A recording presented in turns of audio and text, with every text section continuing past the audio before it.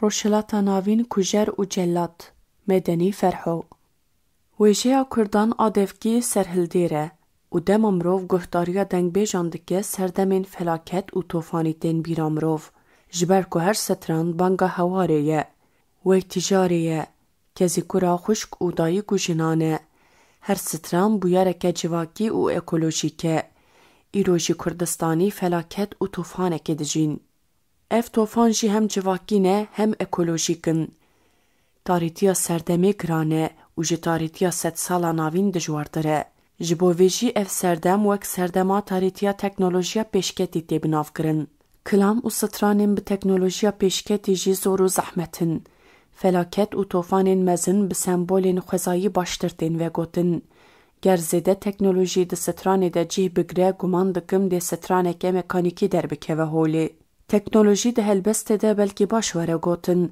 گلو ده سترانان ده جی دکاره وره بکار آنین برسواوی پرسی ده هلبستا نازم حکمت آکو ده بیجه تریوم تریوم تریوم تراک تیکی تاک دخوازم ببم ماکینه ده و شرطیه هنرمندین وکی هوزان شمدین شوان پرور و گروپ یوروم هزا گوتنه ده سترانا هر نپیش بکارتینن لدیجی فلاکت و توفانان لدیجی دستلات دارن کجر و جلات گوتنان دکن گرز و شردکن نه حسانه و بگوتنا بلکی نای نرخاندن جبرگو بلکی دی انجاما نپینی بکه مروف دکاره بلکی ده واتیا متافیزیک ده دلی پرسینه که ده آوازا بلنده و ده شکاندنا چارچوه فلسفی ده ده شکاندنا سینورین تاریتیه ده ده چارچوه پخشانه که ویجهی ده و لدری متافیزیکوه که ده کنسترکسیون ده بناف کرن ده بنرخینه مخابن و بالکشکو دستلات دارن لروشلاتا ناوین تف کجرن شکنداوا بصرایی حتی به تنگاوا چناکالیه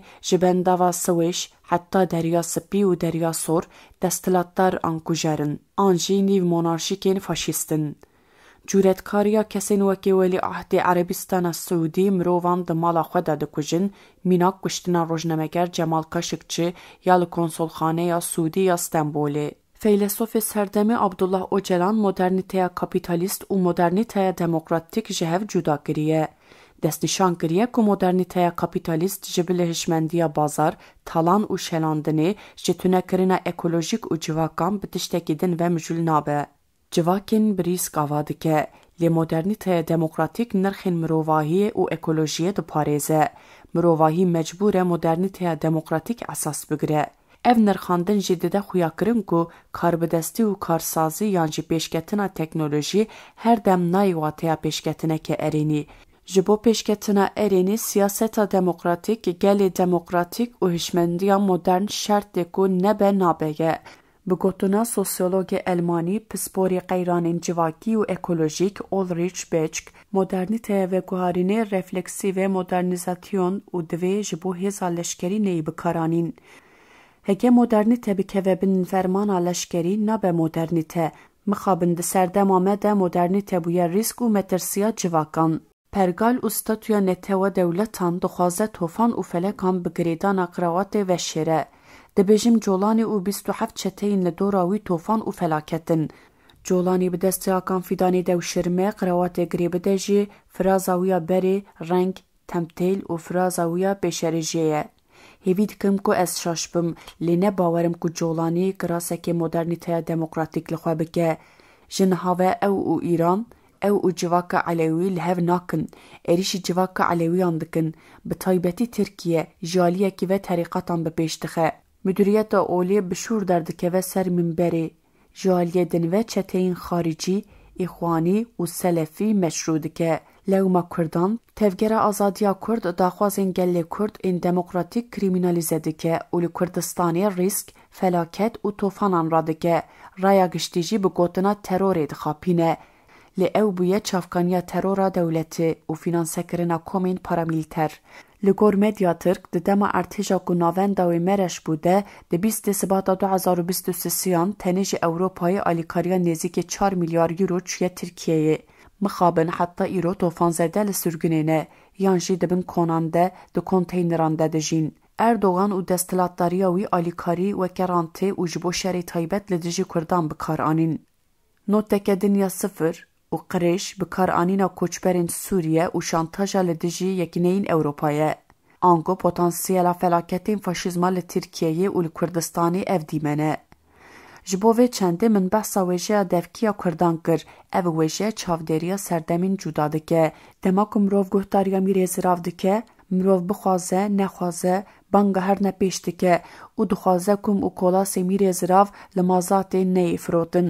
Îro jî mîratsedeyên dewşîrme bi heman lîstikan êrişê gelê Kurd dikin. Mîratsedeyên dewşîrme bi taybetî di serdema 22 salên desthilatdariya Erdogan de siyaseteke bi celadet, mêrxasî û merdane nemeşandine. Derbe, lîstik, dek û dolap bingeha siyaseta AKP û MHP'de ne.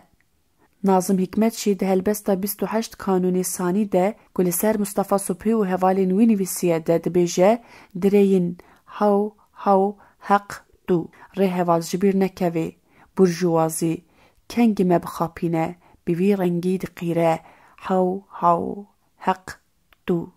Komünistên Tirk Zeynullah Nuşîrwan û Ahmet Cewad jî di nivîsên xwe yên li ser kuştina Mustafa Subhî û hevalên wî de dibêjin ew aşiqa nesergerde ne. Buhara Türkistan û Azerbaycan rezîl rûsûa û wêran kirin.